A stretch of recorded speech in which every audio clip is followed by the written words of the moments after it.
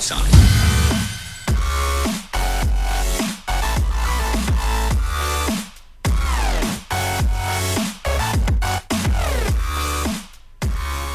What is up, guys? It's Anand, aka Nandonut here with another commentary. And so I was coming back from school, slightly late, but I decided to check on my phone, just have a look at Twitter, see what was going on, and there was tons of Black Ops 2 news just flying about left, right, and centre.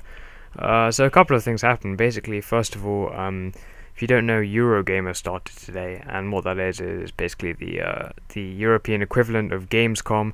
If you don't know what that is, then I don't know. So that's part of it. And then also, what happened was 12 people were invited to go to the Treyarch Studios and play Black Ops and stuff. And one of them was T. Martin. And so today they were all allowed to say whatever they wanted about it and reveal stuff. So masses of information coming from him, and I thought I'd basically just sum everything up and very briefly say what I think about it, maybe like 5 seconds for each thing. But there's a lot of stuff. I don't know what the gameplay is going to be. I'll probably fit it to the length of the commentary, so I'm just going to get through it. I'll split it up into categories to try and make it easier to understand. So yeah, let's begin. The first category is just the general game and game mechanics. The time to kill is somewhere between Black Ops and Modern Warfare 3, and I think that's good. I don't want it to be too quick to kill, because that puts good players at a disadvantage. The longer it takes to kill, obviously the more accuracy is required, and so that aids better players, which is what we want.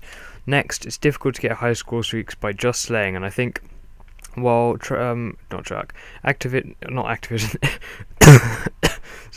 while Infinity Ward tried to do the whole point streak thing, it didn't really work, because you get one thing for capturing the domination flag, and it doesn't really help you that much. But from what I've heard about Black Ops 2, playing the objective actually helps a lot in getting your score streaks, and if you just go for kills, it's not going to be that easy. So I think they've hit the nail on the head by in terms of getting the whole playing the objective business. Apparently at the moment there are no, by the way, the whole of this is not I don't know that it's true. I'm just going to assume that it's true rather than having to say, apparently or according to X, Y, Z. So yeah, at the moment there are no OP guns. I'm sure that will change. I'm sure there'll be something. There are 14 sensitivities, which I think is cool. I think it's the first time they've changed that, which is nice, because I seem to find that, well, I used to find that I wanted somewhere between 2 and 3, maybe between 3 and 4, so I think the more the better, which is brilliant. I like that. So basically 14 is the new 10, they're not just adding even higher ones. 14 is the new 10, and then everything's spread out equally. Next, wager matches are returning as party games, so you don't blaze any bets, because obviously there's no COD point system, but there's still the 4 game modes, I believe. Sticks and stones, gun game, one in the chamber, and sharpshooter, which sounds awesome. Next, the thermal scope apparently is actually sorry about this, I have a cough thing, which is really annoying. Apparently the thermal scope is actually decent. It's oh my god, I'm dying. It's a green background with people highlighted as orange, and apparently it works, which is nice for a change. Some of the maps are interactive. There's a map called Cargo, which you've probably seen, I think, which has moving shipment crates, and there's a map called Express, which actually has a train which can kill you. Sounds interesting. The Guardian, which is that sort of kind of satellite dish looking thing which seems to emit some sort of wave which makes your vision clouded and whatever. Apparently that's really good and really annoying, which is good and bad, because obviously it sounds annoying, but it's it's good because it's the kind of kill streak that would help out your team as opposed to just getting you kills. So I guess they're promoting team play there. There's no random bullet when quickscoping, so basically if you didn't know, in Black Ops, when you first aim down the sight, if you shot, it's effectively the same as no scoping. There's a delay between when you aim down the sights and when the bullet will actually go where the crosshairs are. So quick scoping goes back in Black Ops 2, but from what I've heard, it's definitely harder than Modern Warfare 3, but easier than Black Ops. Next, the sprint amount is less, so when you're sprinting, you can't sprint for as long, which I guess, to be honest, if nobody sprinted, we'd all do better, I think. So That's that. And the final one in game mechanics, YY is back, which is cool. I think it's just fun, and I don't know why they get rid of it in Modern Warfare 3. It's not like it's a hack or anything. So, next topic, we have design. There are lots of camos. Some examples I've got are... That's not a camo. For example, carbon fiber, which I reckon will be something like Hex from Modern Warfare 3. Cherry blossom, skulls, and yes, gold camo is in fact returning.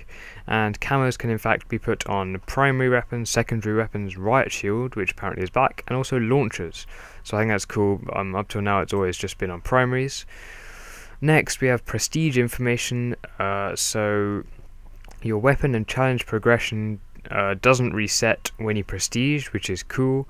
The prestige emblems apparently, according to both Team Martin and Hutch, are the best of any COD, which I think it's good to make the prestige emblems cool, because the Modern Warfare series, I think they just made them, it's quite military and nothing really to distinguish them. I thought Black Ops did pretty well, so that was nice. And the 10th prestige, which is the final one, the emblem is a flaming skull with half of its face burnt off, so that sounds pretty badass in my opinion.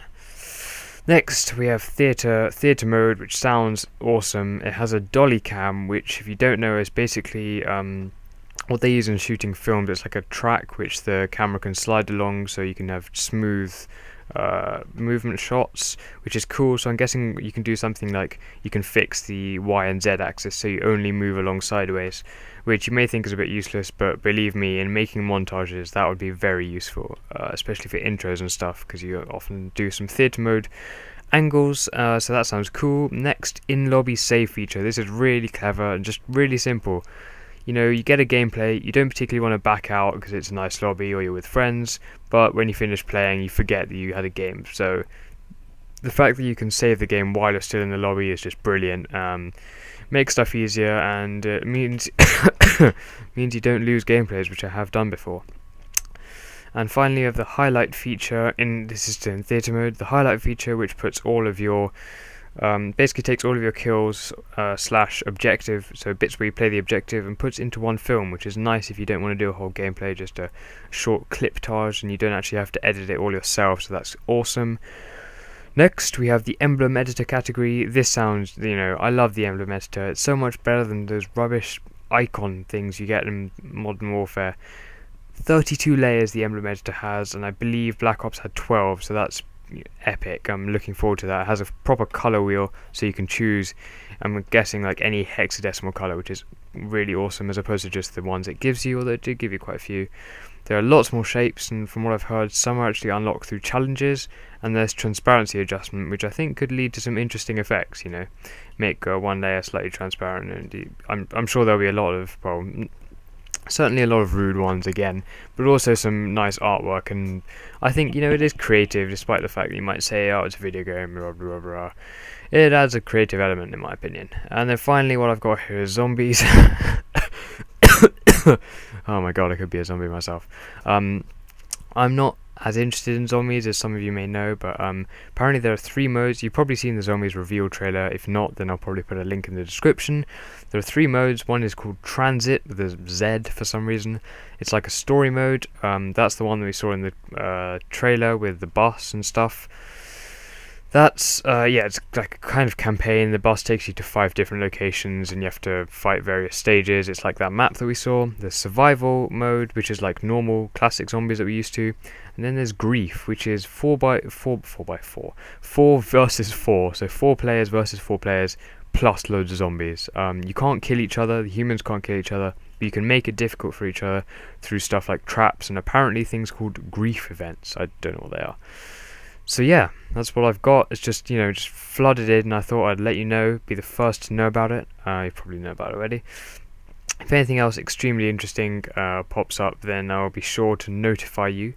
But that's all for today. I'll have what I was planning to do a commentary on, hopefully this weekend or so. Also, what does that even mean? Sometime around the weekend. I hope you found this vaguely useful / interesting. I'm pretty psyched for Black Ops 2. It sounds balanced, it sounds fun, sounds creative, and just generally awesome. I'll see you around, guys. Bye.